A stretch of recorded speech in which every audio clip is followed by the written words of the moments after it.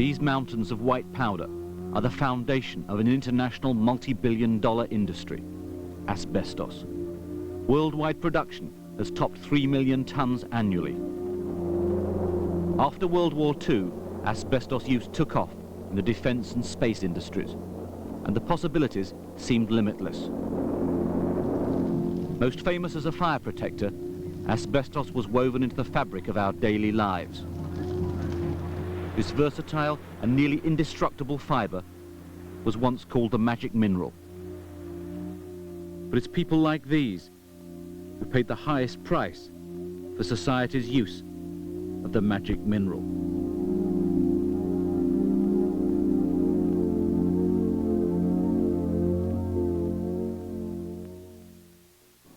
I'm John Willis. Nova has brought me here to the United States to make a special presentation of a programme about asbestos that I made for British television. Not that asbestos is just a British problem, but it's something that affects us all. Indeed, much of our film was shot here in the States and in Canada. Nearly 25 million Americans have been directly exposed to the dangers of asbestos, risking serious illness. When this programme was shown in Britain last year, it provoked fierce debate about the dangers of asbestos. It challenged the British government and the asbestos industry to improve working conditions. As a result, the government lowered the maximum safe level of exposure to asbestos dust by half. But here in America, the old higher level still exists. That means that thousands or even millions of Americans are still legally exposed to levels of asbestos dust that are now considered far too dangerous in Britain. We are presenting this programme to draw attention to a problem that is now of worldwide concern. Our story begins in a mining town in Canada that's actually called Asbestos. These Canadian mines supply over half the Western world's white asbestos, including most of the 95,000 tonnes imported into Britain every year. There are three main types of asbestos, but the white, or chrysotile, is the most commonly used both in Britain and America. Mining is on a massive scale.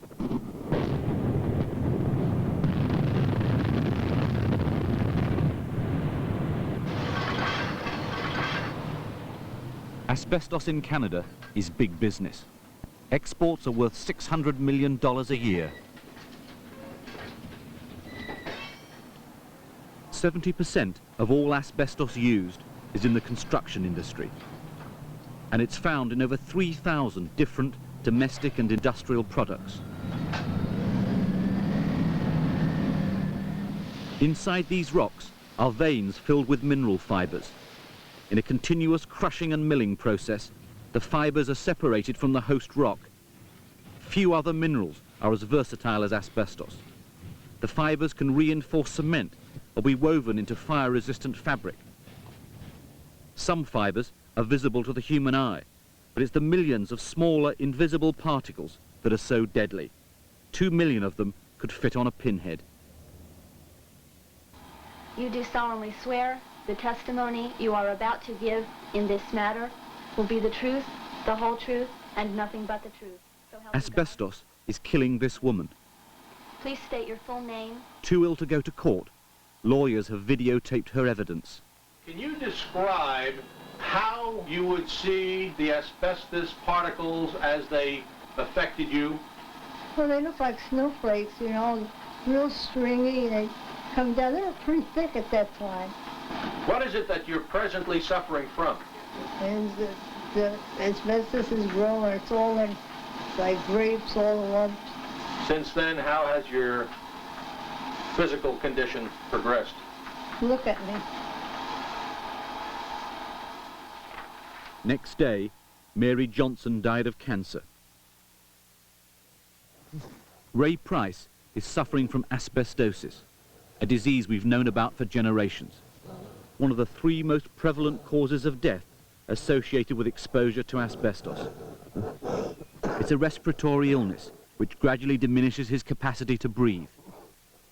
Associated with prolonged exposure, it can take up to 20 years before the effects are felt. As his lungs become thick with scarring, Ray Price will eventually suffocate. Alice Jefferson is also dying from an asbestos-related disease. She has a rare form of cancer.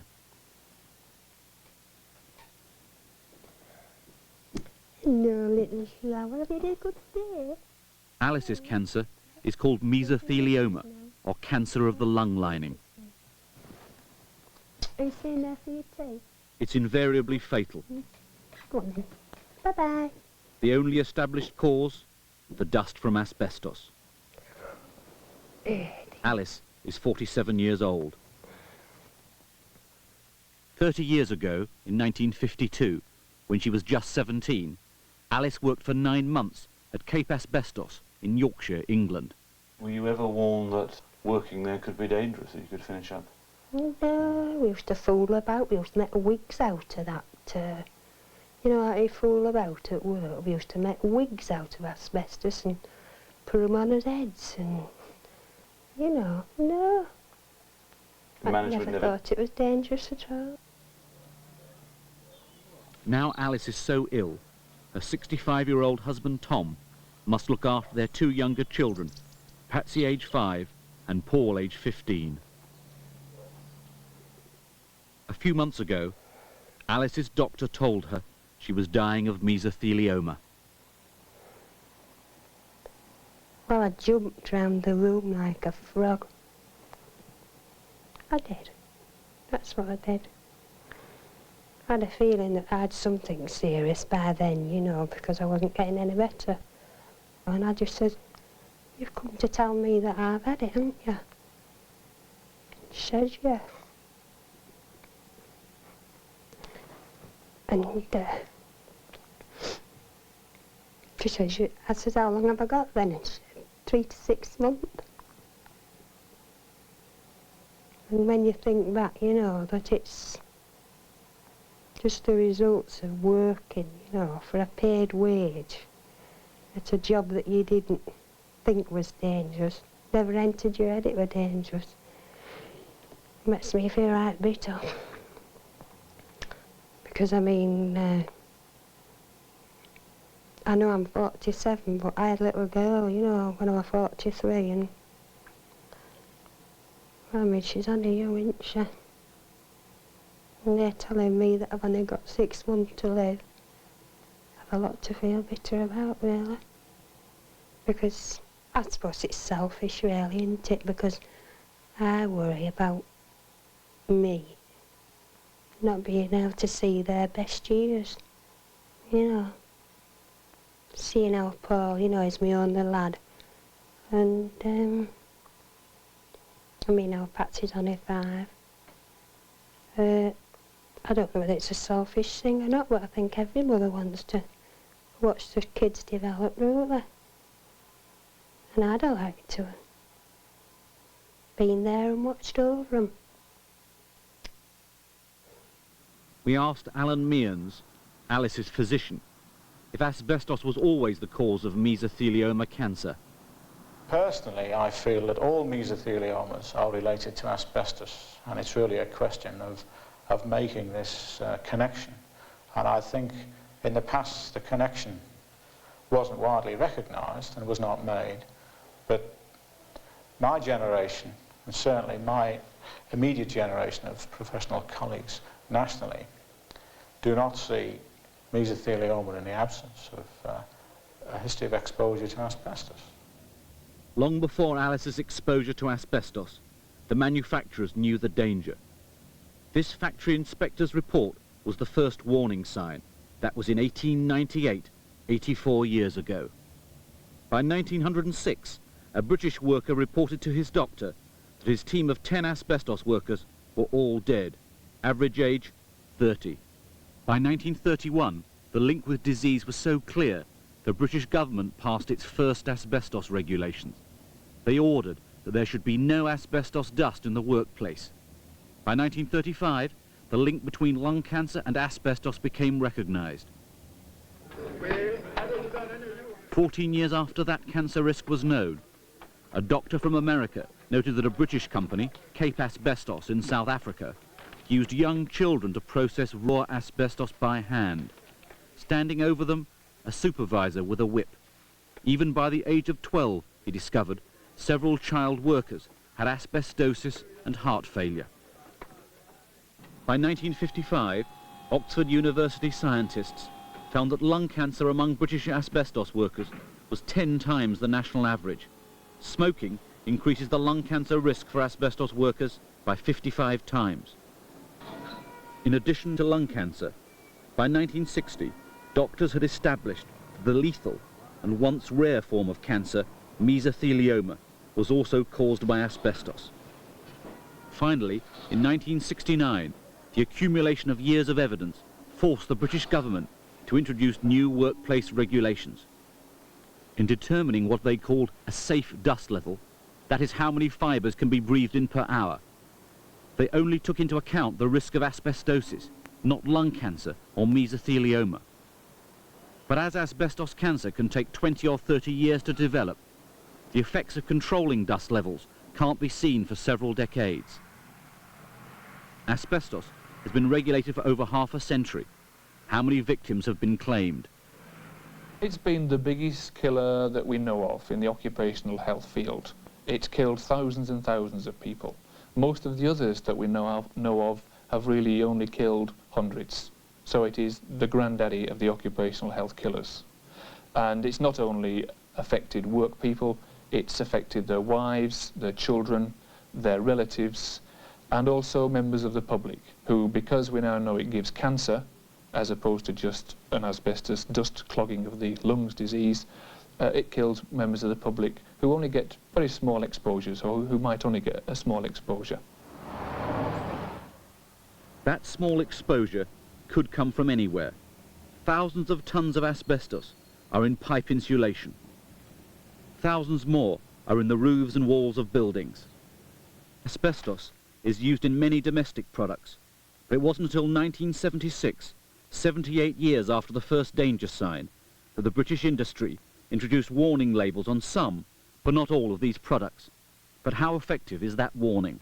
In the United States, I don't think that this would be considered by any jury to be an adequate warning that the material can cause such diseases as cancer and fatal asbestosis. It says, if you read it carefully, it says, observe the safety rules. It doesn't say this stuff can give you cancer. It says, take care with asbestos. It almost reads like an advertisement that asbestos will take care of you, so use more of it. This is ridiculous as a warning, and it's criminal on the part of the British government that they let this go for a warning in their country.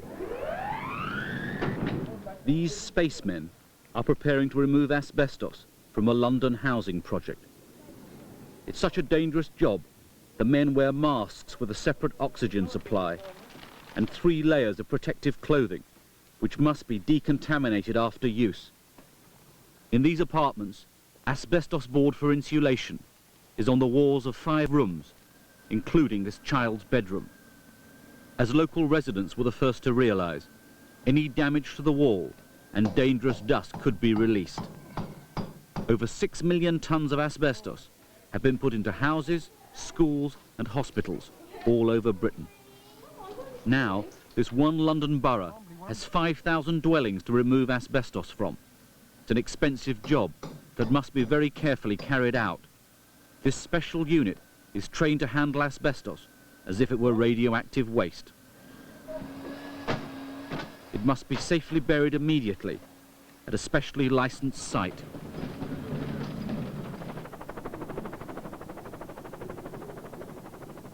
This extraordinary landscape is in Quebec, Canada. Here, whole townships are dwarfed by the white asbestos mountains. The mines pump out asbestos waste day and night. The locals call it white gold. The Arabs have their oil, they say. We have our asbestos. Several giant American companies, including the Manville Corporation, have dominated this $480 million industry. In addition, a British company, Turner & Newell, for 44 years owned the Bell mine here. Death rates in the asbestos mining towns, say the companies, are no higher than the general population. But what about Lisa Garneau, dead from cancer at 36? As a child, she slid down the giant slag heaps that shadowed her home. Her family still lives beneath the same white mountain. With no alternative jobs, her son is already an asbestos miner, and her daughter plays beneath the same slag heaps. And then there's Roger Jean. He worked for many years at a white asbestos mill.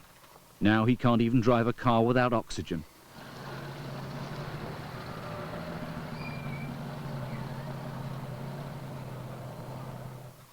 In 12 years, his unions say they've had more than 1,000 claims from men like him. Yet the Quebec government reported that only 2 out of every 100 workers here suffer from asbestosis like Roger Jean. His union called in a team of scientists from Mount Sinai Hospital, New York, to do an independent study of long-term workers. They found 75 out of 100 workers had lung damage from asbestosis or lung cancer. Paul Formby comments. Whether it's official or not, they'll minimize the hazard and the suffering of the workers, because obviously this will make it more difficult to sell the product, which is hazardous.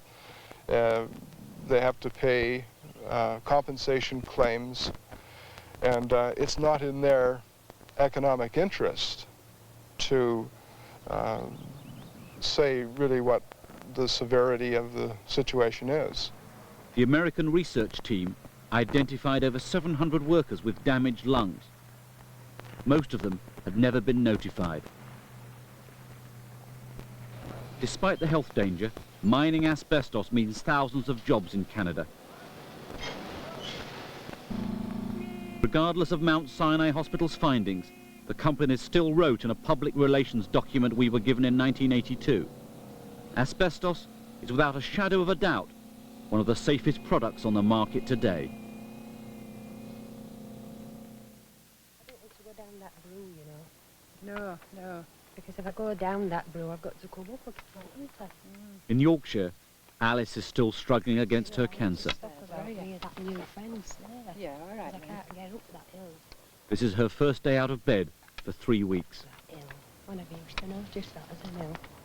She used to walk miles over the local hills. Now she can only walk with the help of her sister. Traffic lights there, didn't there? When I first came. She's tough and realistic, and you can't kid this lady. This lady knows exactly what the score is. She's watched many of her friends and neighbours who have suffered this same disease, and she knows exactly what's happening. And she's doing her best to make sure that her family suffers as little as possible. Well, Patsy doesn't know. She just knows that I can't pick her up anymore, you know. She's always saying, well, before I went into hospital for that operation, she was just saying, when are you going to have that lump off, Mum, and you'll be able to lift me up and play with me? And now, you know, she just knows I can't pick her up. And, of course, she's too young to tell, but F told me, boy, he's 15, you see. I told him when we were walking along the road one day. I thought it was the best time to tell him then, and you know, he wouldn't cry so much. But he did.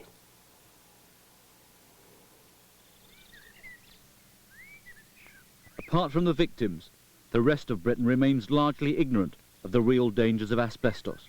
It's different in America. You could be a casualty of World War II and not know it. During the war, one of the materials workers used to build this ship was called asbestos. And after all these years, they found that working around and breathing asbestos may cause bad lung diseases, including cancer. Millions of people have worked around asbestos dust. The asbestos epidemic is so big here that the government even televises warnings. Maybe you worked around asbestos years ago. Maybe you'll get sick, maybe you won't. Don't take any chances. Would you please rise and salute the flag? I pledge allegiance. But those warnings came too late for these victims. They're part of an epidemic caused by white and brown asbestos. So this group is called the White Lung Association. Liberty and justice for all. This dreadful disease does not care about age, or the amount of money you have, or how big you are, or how strong you are. It cuts you down. It's estimated that 25 million Americans have been exposed to significant amounts of asbestos on the job. This New York hospital is the world's leading center for the study of asbestos disease. Dr. Irving Selikoff's pioneering work uncovered a new problem. It wasn't asbestos workers, miners or people in factories making these products who were getting these diseases, but these were people who were using asbestos products. Insulation workers never worked in a factory. They were simply using this material, took it out of a box and put it onto boilers and put it onto pipes, mixed cement and plastered things with it and so forth. Well, that raised a whole new set of questions, because for every worker who manufactured a product or mined it, there were more than 100 who used that product. There were millions of people who worked in our shipyards in World War II, 4.5 million. There were millions of people working in our very important construction industry and in a host of other industries that used asbestos products. So that by 1964 we had our really bad news before us. Dr. Selikoff's team predict that every 58 minutes between now and the end of the century, an American will be killed by asbestos. That's a death toll of nearly 200,000 people. New evidence suggests that these tiny fibers can cause cancer, not just in the lungs, but elsewhere in the body. We found it in the thyroid gland, which is in the neck. We found it in the brain. We found it in the intestines. We found it in the spleen. We found it in the liver.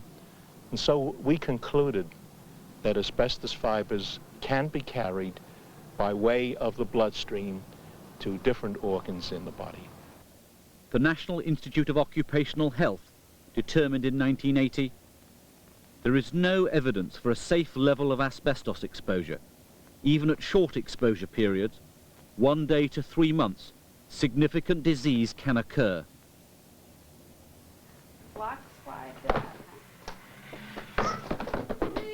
This little boy has never seen his father. 5 weeks before he was born, his father died. John Rossi was a Wall Street lawyer. His asbestos exposure was extremely slight.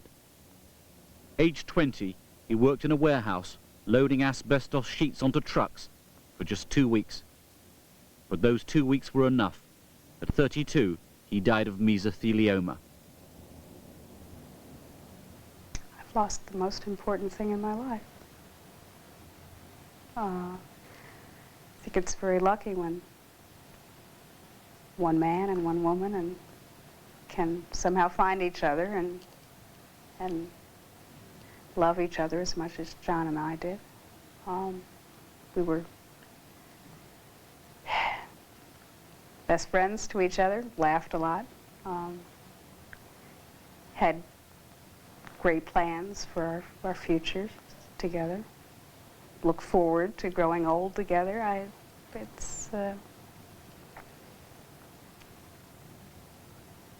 It was just taken away from me. And from him. America's most famous mesothelioma victim, Steve McQueen. Exposed to asbestos as a Marine and in some of his films, he tried every treatment his money could buy. In a Mexican clinic, he recorded this tape. Congratulations to your wonderful country on the magnificent work that the Mexican doctors, assisted by the American doctors, are doing at the Playa Santa Maria Hospital and helping in my recovery from cancer. And thank you for helping to save my life. God bless you all. Steve McQueen. Soon after this statement was recorded, Steve McQueen died.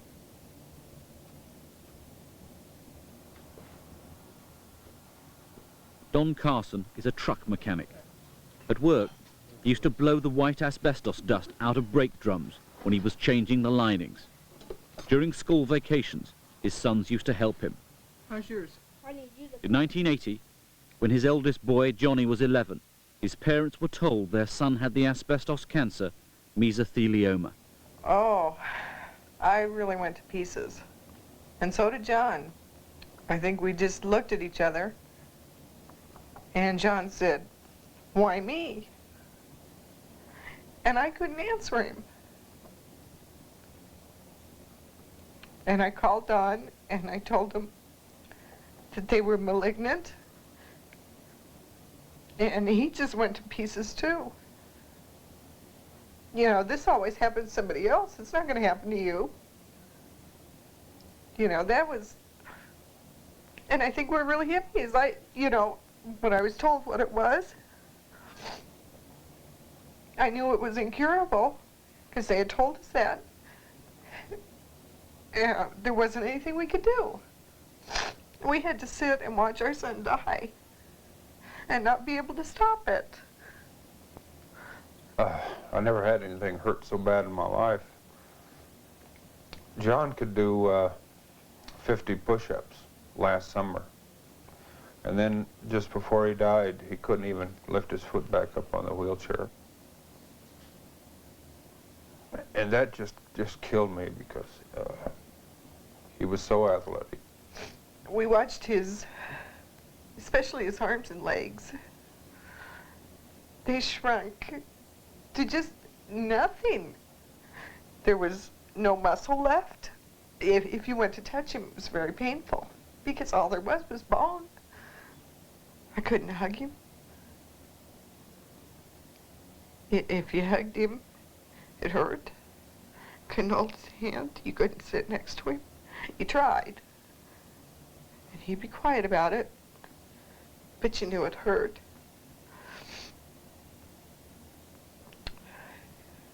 Just hurt him to even just hug him. There was nothing left.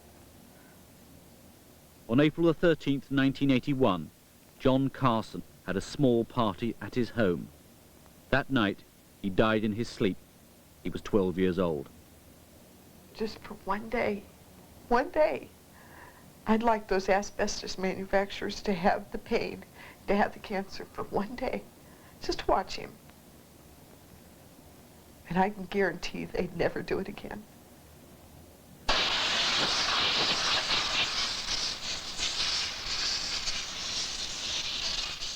For 18 months, Tony Richards blew out brake drums daily, just like John Carson's dad used to. Thousands of British and American mechanics do the same. That's the way I was showed in the garage when I first started out. That's the way they showed me to do it. Just blow it out with an airline. Are you worried about your own health at all from blowing out brake drums? Well, not really. I don't really know what it does to you, so I'm not really worried about it. If I knew what it can affect you, then obviously I'd take a bit more care, but I've never really read what it does to you. All it does, it says a warning on the packet, it can damage your health, but that's as far as it goes.